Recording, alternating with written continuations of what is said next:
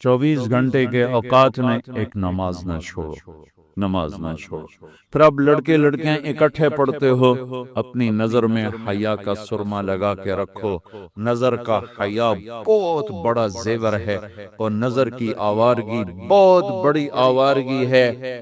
دلوں کو تباہ کرنے کے لیے اس سے زیادہ خوفناک کوئی چیز نہیں ہے، اور دل کو روشن کرنے کے لیے اس پردے کو جھکانے سے زیادہ کوئی چیز نہیں ہے۔ جس کی نظر نیچے ہوتی ہے، پوری دنیا کے شیطان مل کر اسے گمراہ نہیں کر سکتے۔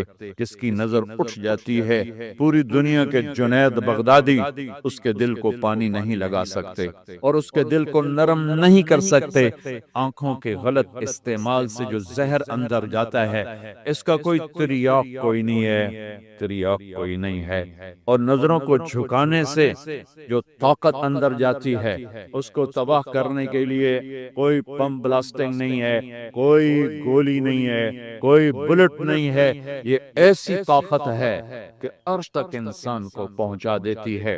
یہ ایسی طاقت ہے کہ فرشتوں کو اس کے قدموں میں جھکا دیتی ہے۔ یہ ایسا نور ہے کہ جب تمہاری آنکھ بند ہوگی تو اللہ کی قسم سورج چاند کا نور بھی تمہارے نور کے آگے شرمائے گا، ماند پڑ جائیں گے یہ نور۔ اگر تمہیں اللہ نے آنکھوں کا نور دے دیا، اگر تمہیں آنکھوں کا حیا دے دیا، دنیا کے سارے ابلیس میں گمراہ نہیں کر سکتا۔ عمیر بن حبیب روم کی قید میں آئے تو روم 10 آدمی تھے، 9 قتل کر دیے۔ یہ بڑے خوبصورت تھے، لمبے چوڑے تھے، تو اس کو ایک رومی سردار نے اپنا غلام بنا لیا۔ پھر اس نے کہا کہ اگر تو عیسائی ہو جائے تو میں اپنی بیٹی بھی دیتا ہوں، اپنی ریاست بھی دیتا ہوں۔ تو انہوں نے فرمایا کہ سارا ملک عرب بھی دے دے اور ملک روم بھی دے دے، میں ایک پل کے لیے بھی اپنا دین نہیں چھوڑ سکتا۔ پھر اس کو ایک ترکیب سوچی، اس نے ایک گھر پورا خوبصورت فرنشڈ، اس میں ان کو بند کر دیا، اور شراب بھی رکھ دی، کھانا بھی رکھ دی۔ ایک خوبصورت لڑکی کو تیار کیا کہ اس سے گناہ کرواؤ۔ وہ آگے وہ گناہ کی دعوت دے رہی، یوں بیٹھا۔ 3 دن گزر گئے، 3 راتیں کو نہ کھایا، نہ نظر اٹھائی، نہ پیا۔ 3 دن کے بعد وہ لڑکی کہنے لگی تو کیا بلا ہے، نہ تو نے کھایا، نہ تو نے پیا، نہ تیری نظر اٹھی، کون ہے تو، کیا ہے تو، تمہیں کون روکتا ہے؟ تو فرمایا کہ اب تو میرے لیے شراب بھی حلال ہے جس حال پر میری پیاس پہنچ چکی، اور سور پکا کر رکھا ہوا تھا کہ یہ گوشت بھی میرے لیے حلال ہے جس سطح پر میری بھوک پہنچ چکی ہے، لیکن میرے رب سے مجھے حیا ہے جو مجھے دیکھ رہا ہے۔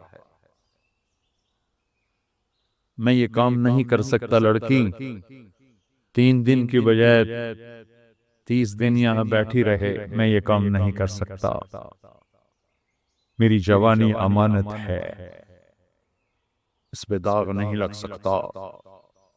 وہ کہنے لگی تیرے جیسے انسانیت کے داج کو میں قتل نہیں ہونے دوں گی، میں تمہیں چھڑاؤں گی۔ باہر نکل کے کہنے لگی سردار تو نے مجھے کس کے پاس بھیجا؟ لوہا ہے، نہ کھایا نہ پیا، یا پتھر ہے کہ ایک دفعہ اس نے نظر اٹھا کے نہیں دیکھا، میں کہاں سے اس پہ ہاتھ ڈالتا۔ اور پھر رات کو آئی، ایک تھیلے میں کچھ کھانا اور ایک مشکیزے میں تھوڑا پانی، اور اس کو چپکے سے نکالا، کہا کہ یہ دیکھو تارا، قطب ستارہ دکھا، کہ اس کو یہاں رکھنا کندھے پر اور چلتے رہنا، رات کو چلنا دن میں چھپنا۔ اگر اس کو تم نے اس سیدھے کندھے کے ساتھ رکھا تو ایک دن تم عراق پہنچ جاؤ گے۔ یہ کردار تھا جس نے صحرا نشینوں کو کیسر اور کسرا کے اوپر جھنڈے گاڑنے کی طاقت عطا فرمائی، توفیق عطا فرمائی، اور قوت اور قدرت دی۔ اپنی 24 گھنٹے کی زندگی میں تمہاری ہاسٹل لائف ہے، پارٹیاں نہ بنو۔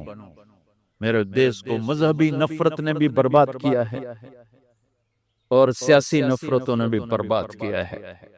سارا ملک زوال کا شکار ہے۔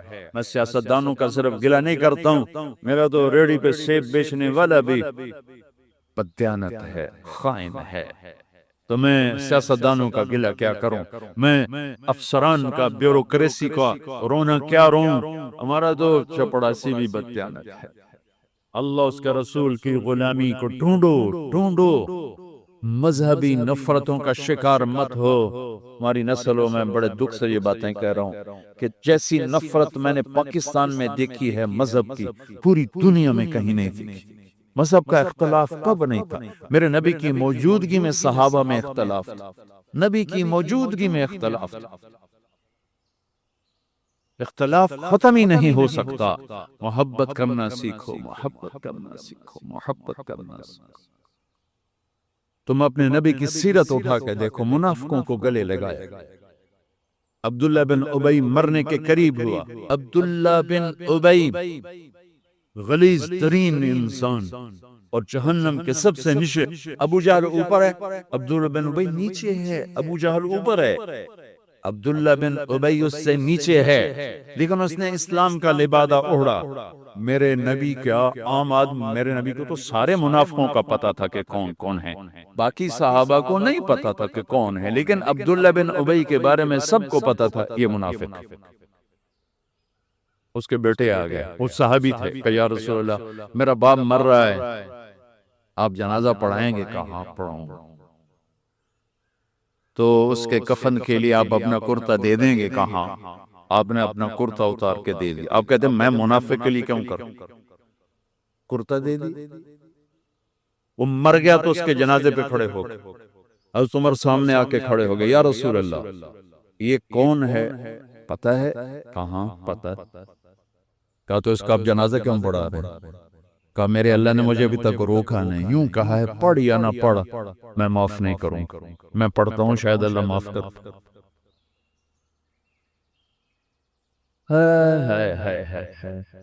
ایک جگہ تھا وَإِن تَسْتَغْفِرْ لَهُمْ 70 مَرَّةً فَلَن يَغْفِرَ اللَّهُ لَهُمْ، اے میرے نبی 70 دفعہ پڑھ دے جنازہ میں پھر بھی معاف نہیں کروں گا۔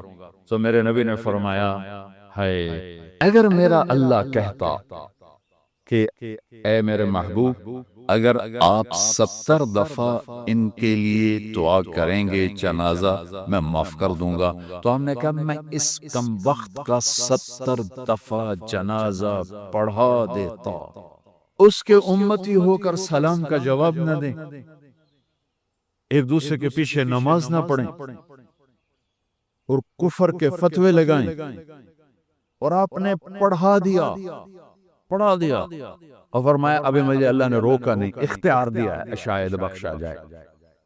وہ اس کی میت کو لے کر گئے، وہ جلدی نکل گئے، اب ذرا پیچھے رہ گئے، تو اس کو قبر میں اتار دیا تھا، ہم نے کہا باہر نکالو، اس کی میت کو باہر نکالا، اپنا لعاب اپنے انگلی پہ لگایا اور اس کے منہ میں ایسا ڈالا کہ شاید اللہ اس کی تو پھیلی اس کی بخشش فرما دے۔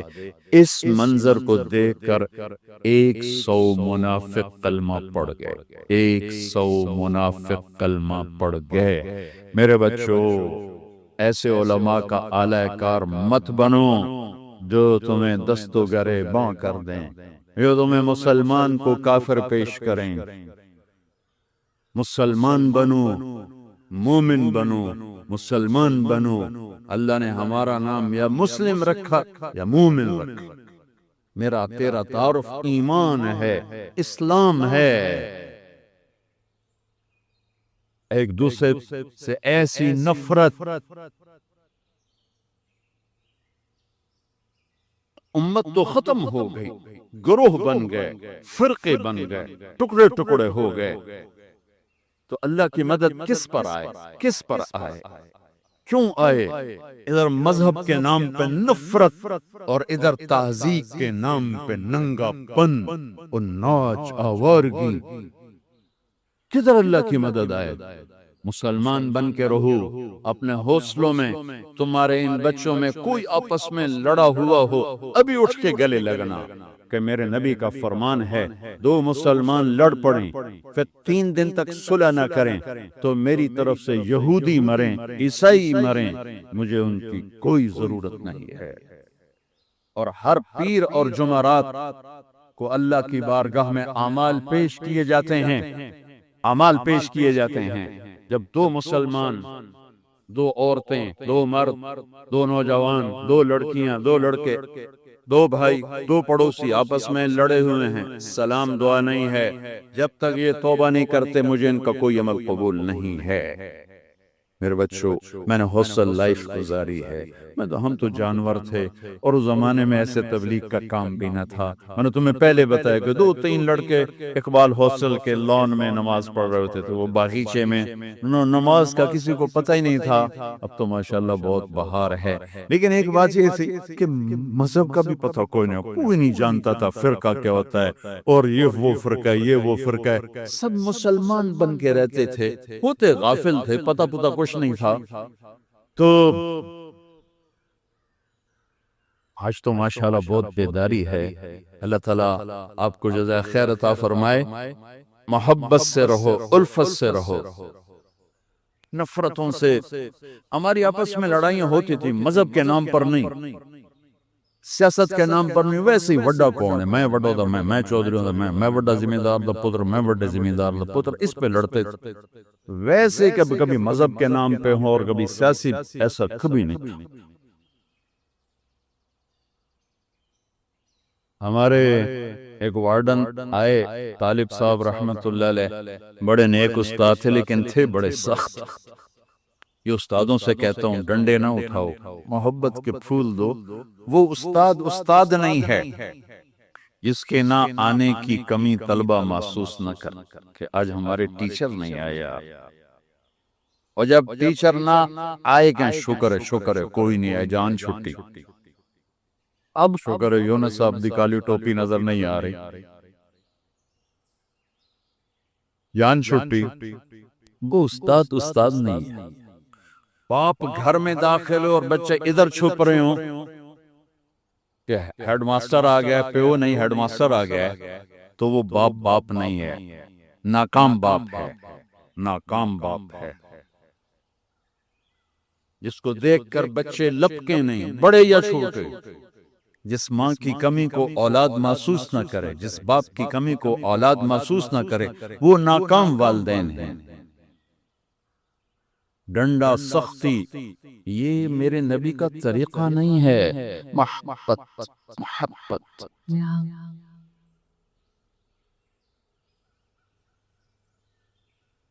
وہ تھے بڑے یعنی مہربان تھے، لیکن وہ زمانہ ہی تھا ڈنڈے ڈنڈے ڈنڈے ڈنڈے، کان پکڑو ڈنڈے، کان پکڑو ڈنڈے۔ سختی سے بچے جھوٹ بولتے، اور استاد کی سختی سے لڑکا جھوٹ بولتا، والدین کی سختی سے اولاد جھوٹ بولتی۔ والدین اپنے بچوں سے دوستی لگانے کے بجائے ماں باپ بن کے دکھاتے ہیں، تو وہ اوروں کو دوست بناتے ہیں۔ جب وہ اوروں کو دوست بناتے ہیں تو وہاں سے غلط فیڈ ہوتا ہے، تو غلط رہوں تو چلتا۔ چوتھی جماعت میں پڑھتا تھا، ماسٹر شفیع صاحب رحمت اللہ علیہ ہمارے استاد، بڑے مہربان، ہمدرد، لیکن بہت سخت، بہت مارتے تھے۔ سردیوں کے دن تھے اور ہم کوئی 20 لڑکے تھے چوتھی جماعت میں بیٹھا تھا 12ویں نمبر پر، اور انہوں نے سوال لکھایا سلیٹ پر۔ کوئی اوکھا سا سوال تھا، وہ کسی کو نہیں آیا۔ پہلا لڑکا اٹھا، سوال غلط، ٹھو ٹھو ٹھو ٹھو ٹھو ٹھو۔ میں نے دیکھا مجھے بھی نہیں آتا، میرے پسینے چھوٹ گئے، میں گلے آج خیر کوئی نہیں۔ پھر دوسرے کی باری آئی، ٹھو ٹھو ٹھو ٹھو ٹھو۔ پھر میں نے سوال کو سوچنا چھوڑ دیا کہ میں جان بچانے کے لیے سوچنے لگا کہ آج میں جان کے میں بچاؤں کہ ڈنڈے نہ پڑیں۔ اب وہ قریب آ رہے ہیں اور میرا کمپیوٹر ادھر چل رہا ہے، یا اللہ کہ میں آج بچا سوٹیں تو بچا سوٹیں تو بچا۔ جب رہ گئے نا کوئی 3 لڑکے تو ایک دم میرا کمپیوٹر کھل گیا۔ ہماری تہذیب ثقافت گاؤں کی یہ تھی کہ ہمارے ٹیچروں کو والد صاحب گندم بھیجتے، چاول بھیجتے، گھی بھیجتے، مکھن بھیجتے، موسم کے پھل، آم ہے، کنو ہے، مالٹا ہے، امرود ہے، مٹھا تھا، لیمو تھا، بہت کچھ، بڑا باغ کا بڑا شوق تھا، اور مرچیں، نمک اور چیز جاتی تھی، اور کوئی یہ رشوت نہیں ہوتی تھی۔ یہ وہ ہمارے والدین سعادت سمجھتے تھے کہ بھی ہم اپنے بچوں کے استادوں کی خدمت کریں، سعادت سمجھتے تھے۔ اب میں زوج میں پڑا بھئی اب میں کیا کروں، تو کوئی موسم کا پھل سامنے کوئی نہیں، کنک بھی کوئی نہیں، چاول بھی کوئی نہیں، ہن میں کی کرا؟ تو مجھے یاد آیا کہ مرچیں ہیں۔ میں اٹھا، جب 3 رہ گئے، چوتھا میں، تو میں اٹھا، میں کہا استاد جی ابا جی آندے پیان کل مرچاں توڑے کار اپڑ جسن۔ انہوں نے کہا ٹھیک ہے میرا پتر، ٹھیک ہے، تو بیٹھ، تو بیٹھ۔ میں ڈنڈوں سے بچ گیا۔ یہ جھوٹ مجھے کس نے بلوایا؟ میرے استاد نے بلوایا۔ بچہ تو یہ پھول ہوتا ہے، اس کو یوں تھپڑ مارو تو یہ مسئلہ جائے گا۔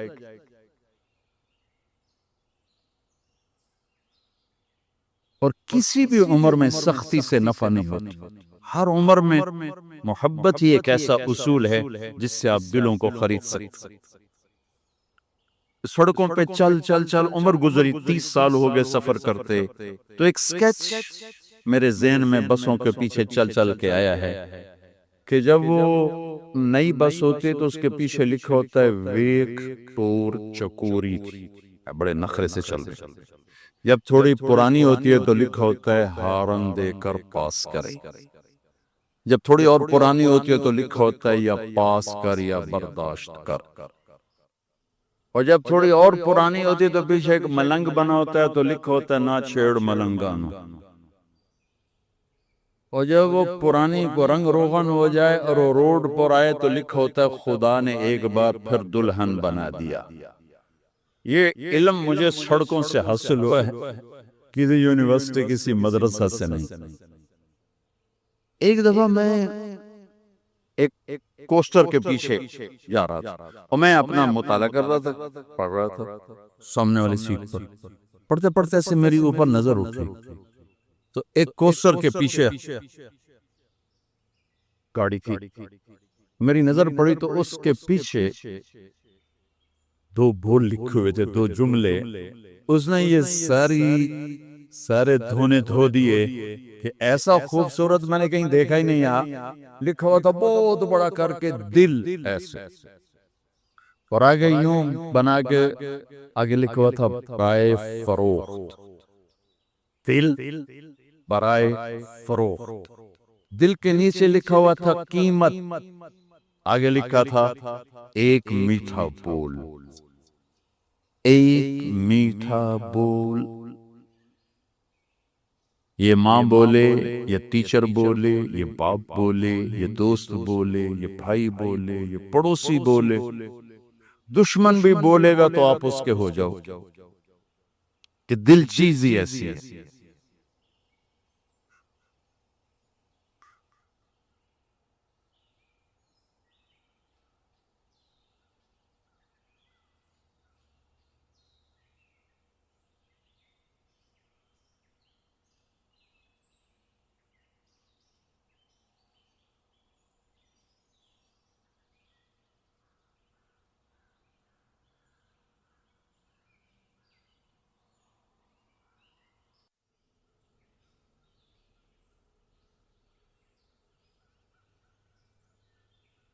اپنے آپ کو قرآن سے جوڑو، اپنے آپ کو نبی کی سیرت سے جوڑو، آپ کے سامنے راستہ کھلے۔ میں آپ کو سارے قرآن کا خلاصہ بتا دیتا ہوں، سارے قرآن کا خلاصہ بتا دیتا ہوں۔ ایک چھوٹی سی سورت سارے قرآن کا خلاصہ ہے، یاد رہے گی تو فائدہ اٹھاؤ، نہیں رہے گی تو فقیرانہ آئے صدا کر چلے، میاں خوش رہو ہم دعا کر چلے۔ سو تمہارا اتنا تو احسان ہے کہ بیٹھ کے سن رہے ہو۔ قرآن میرے اللہ کا علم ہے، میرے نبی کی زبان سے نکلا ہے، اور یہ دونوں بے خطا ہستیاں ہیں۔ تو اللہ رسول کی بات کا خلاصہ سنا رہا ہوں، اللہ اس کا رسول ایک بات کو سمری کر کے آپ کو دے رہا ہوں۔ سارا قرآن 114 سورتیں، 6200 کچھ آیات۔ ان سب کا خلاصہ ایک چھوٹی سی صورت جس میں کامیابی ناکامی کی مہر لگا دی۔ قرآن نے قسمیں اٹھائی ہیں، یہ قرآن کی آخری قسم ہے۔ قسم اٹھانے سے بات طاقتور ہو جاتی، اللہ کو قسم کی ضرورت نہیں ہمیں سمجھانے کے لیے۔ پہلی قسم قرآن کی سورہ نساء میں فَلَا وَرَبِّكَ لَا يُؤْمِنُونَ حَتَّى يُحَكِّمُوكَ فِي مَا شَجَرَ بَيْنَهُمْ، یہ پہلی قسم۔ دوسری آخری قسم ہے قرآن کی وَالْعَصْرِ، یہ آپ کو بتانا چاہتا ہوں، مجھے زمانے کی قسم۔ بچوں یہ بنیاد بنا لو، پھر آنکھیں بند کر کے چلو۔ تمہیں نوکری ملے تو بھی موج ہے، نہ ملے تو بھی موج ہے، تمہارے پاس دنیا کا علم آئے کم آئے زیادہ آئے، یہ چار باتیں ہیں تو تمہیں خوشخبری ہے۔ میرا اللہ نے کہا والعصر، مجھے قسم ہے زمانے کی، ان الانسان لفی خسر، ساری دنیا کے انسان یقیناً ناکامی کے سمندر میں ڈوب گئے۔ فی کا لفظ بہت خوفناک مطلب دے رہا ہے، یوں دکھا رہا ہے جیسے سفینہ انسانیت ناکامی کے سمندر میں ڈوب رہا ہو، غرق ہو رہا ہو۔ تو پوچھنے والا پوچھتا ہے یا اللہ کوئی بچا؟ کوئی بچنے کی امید کہاں؟ چار کام کرنے والے ناکامی سے بچ سکتے ہیں۔ اچھا ناکامی کسے کہتے ہیں؟ اللہ کی نظر میں اللہ کا راضی ہونا کامیابی ہے، اور اللہ کا ناراض ہونا ناکامی ہے۔ جنت کا مل جانا کامیابی ہے، اور جہنم میں گر جانا ناکامی ہے۔ یہ قرآن کا مفہوم ہے۔ فَمَنْ زُحْزِحَ عَنِ النَّارِ وَأُدْخِلَ الْجَنَّةَ فَقَدْ فَازَ، جو جہنم سے بچ کے جنت میں چلا گیا وہ کامیاب۔ ناکام کون ہے؟ قل ان الخاسرین الذین خسروا انفسهم واہلیہم یوم القیامہ الا ذلک هو الخسران المبین لهم من فوقهم ظلل من النار ومن تحتهم ظلل، جو قیامت کے دن جہنم میں گر گیا یہ ناکام ہے۔ اس مفہوم کو ذہن میں بٹھائیں۔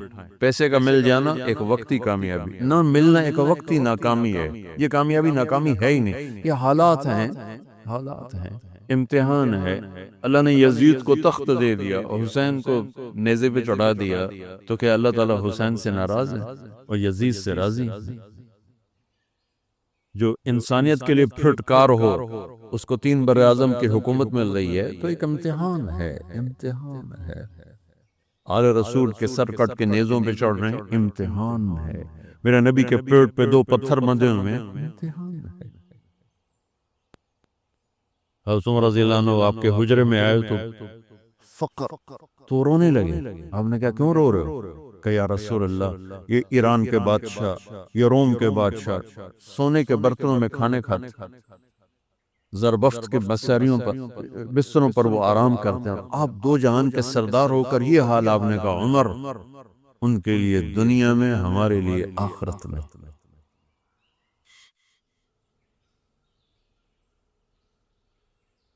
تو میرے اللہ نے کہا والعصر، زمانے کی قسم ساری دنیا کے انسان ناکام ہیں، ناکام۔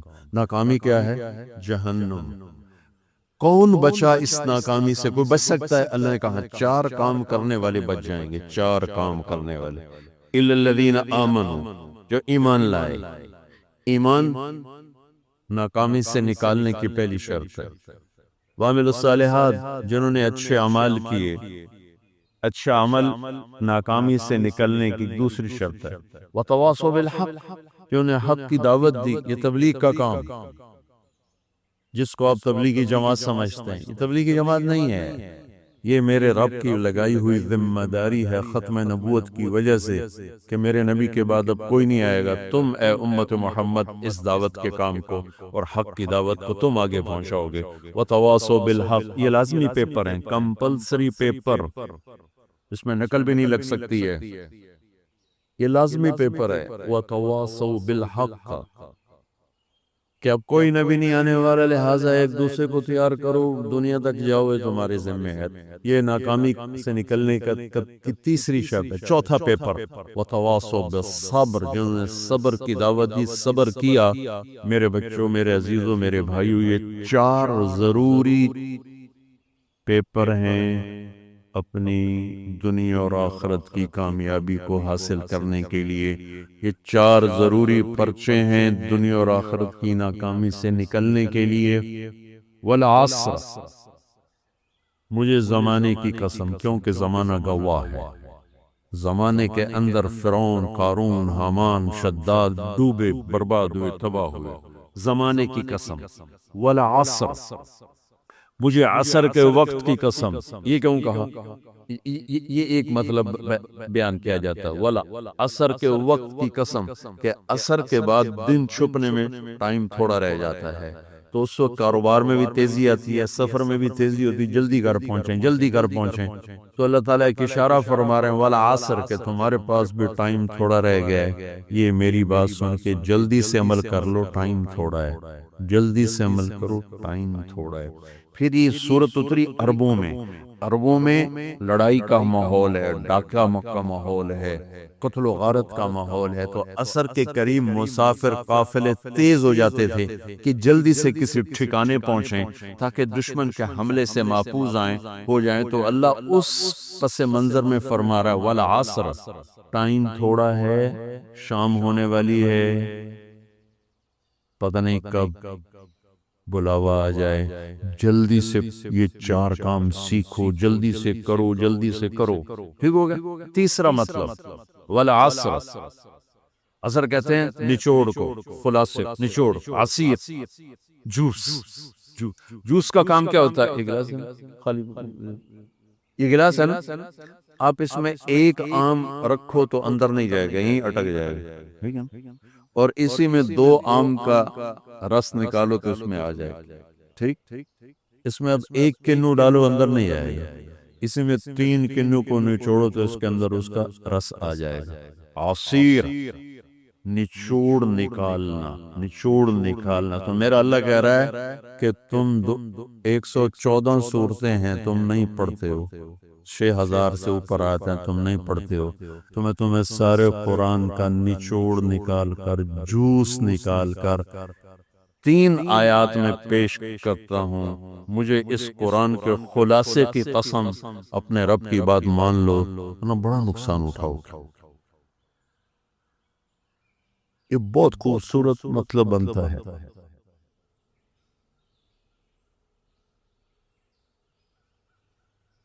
تو پہلی شرط ہے ایمان.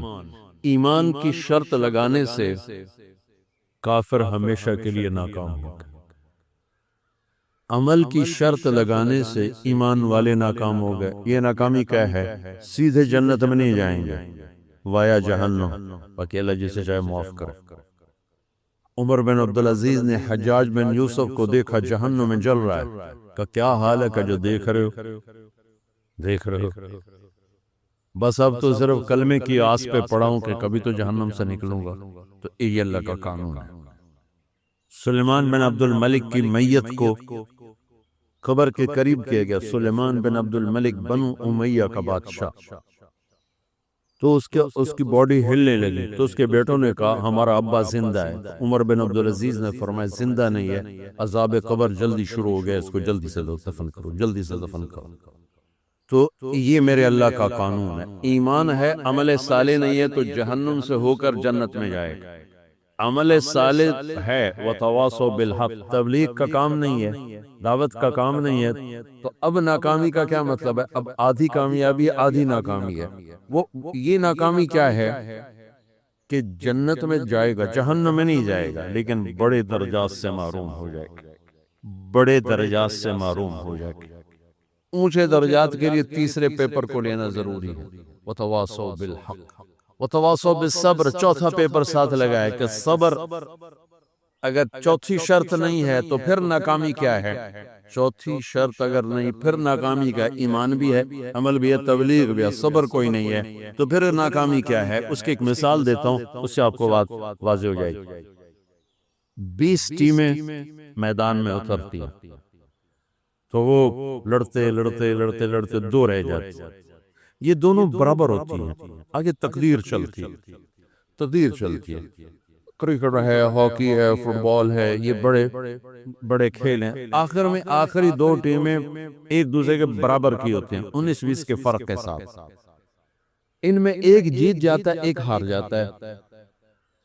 ہارنے والے کو یہ اعزاز ہے کہ وہ سیکنڈ ہے، پوری دنیا کی سیکنڈ ٹیم ہے. کبھی ان کو خوش ہوتے دیکھا؟ روندے ہی پہ ہوندے، انہیں دے ملک والے بھی رو رہے ہوندے. تو آپ بھی میدان روندے پہ ہوندے ٹھیک۔ ان کو یہ خوشی نہیں ہوتی کہ ہم سیکنڈ آئے، ان کو یہ غم ہوتا ہے کہ ٹرافی نکل گئی، ٹرافی۔ چوتھی شرط ٹرافی ہے، ٹرافی۔ اللہ کی بارگاہ سے وکٹری سٹینڈ کے اوپر کھڑے ہونے کے لیے 4 کام ضروری ہیں: ایمان، عمل صالح، تبلیغ کا کام، صبر۔ یہ 4 باتیں لازمی پیپر، آپ کے بھی لازمی پیپر کچھ ہوتے ہیں جن کا پاس ہونا ضروری ہوتا ہے۔ ایمان کا درجہ کیا ہے؟ ایمان کا آخری درجہ 33 نمبر والا بتا دوں، 33 نمبر تاکہ تسلی ہو، خوف نہ شائے کہ بھئی ہم تو، ہمارے پاس تو ایمان ہے ہی کوئی نہیں، ہم کیا کریں۔ نہیں، میں 33 نمبر بتا دیتا ہوں، اس سے نیچے نہ جاؤ۔ میں نے 7ویں میں نا فارسی رکھی، فارسی نا وہ جو آپشنل مضمون ہوتا ہے، چونکہ اس کے ٹیچر تھے بوڑھے سے، میں کہ نہ کچھ آکھنا نہ پوچھنا، چلو فارسی رکھو۔ تو زیدی صاحب رحمت اللہ علیہ، تو میرے نمبر آئے 7، 100 میں سے 7 نمبر۔ میں پڑھتا ہی مجھے بلایا طارق جمیل جی صاحب ادھر آئیے، تو وہ یہاں بیٹھے تھے چیئر پر، میں یہاں کھڑا تھا، تو انہوں نے میرا یہ کان پکڑ آپ کے ماشاءاللہ 7 نمبر آئے ہیں، تو آپ 0 خود لگا لیں تو انشاءاللہ 70/100 ہو جائیں گے۔ تو اس 7 والا کم نہ کرو، 33 نمبر میں دس دینا۔ تو میرے نبی پہ قربان جاؤں، میرے نبی نے اپنی امت کے کمزوروں کو بھی لیا، اور اوپر صدیق بھی موجود ہے۔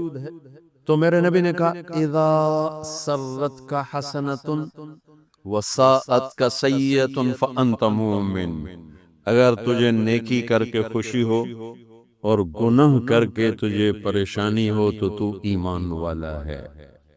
اگر نیکی کر کے خوش ہوئے اور گناہ کر کے پریشان ہے تو تو ایمان والا ہے، فَأَنْتَ مُؤْمِن، تو ایمان والا ہے۔ یہ ایمان کا آخری درجہ ہے، اس کے آگے پھر مائنس کام شروع ہو جاتا ہے کہ نہ نیکی کا شوق ہو، نہ گناہوں کا کوئی ڈر ہو، نہ ندامت ہو، نہ پشیمانی ہو، تو پھر یہ انسانوں سے نکل کر جانوروں میں چلا جاتا ہے۔ تو میرے عزیزو، اس درجے کا ایمان کہ ہم بشر ہیں، جب گناہ ہو توبہ کرو اللہ معاف کر دے، جب خطا ہو توبہ کرو اللہ معاف کر دے۔ معاف کرنے میں اللہ کو سب سے زیادہ پسند معاف کرنا ہے، کہ بندے کا توبہ کرنا، اللہ کا معاف کرنا، بندے کا توبہ کرنا، اللہ کا معاف کرنا۔ تو ایمان کا اگر یہ درجہ مل گیا ہے اور اس میں ندامت کا آنسو شامل ہے، تو پریشانی کی بات ہی کوئی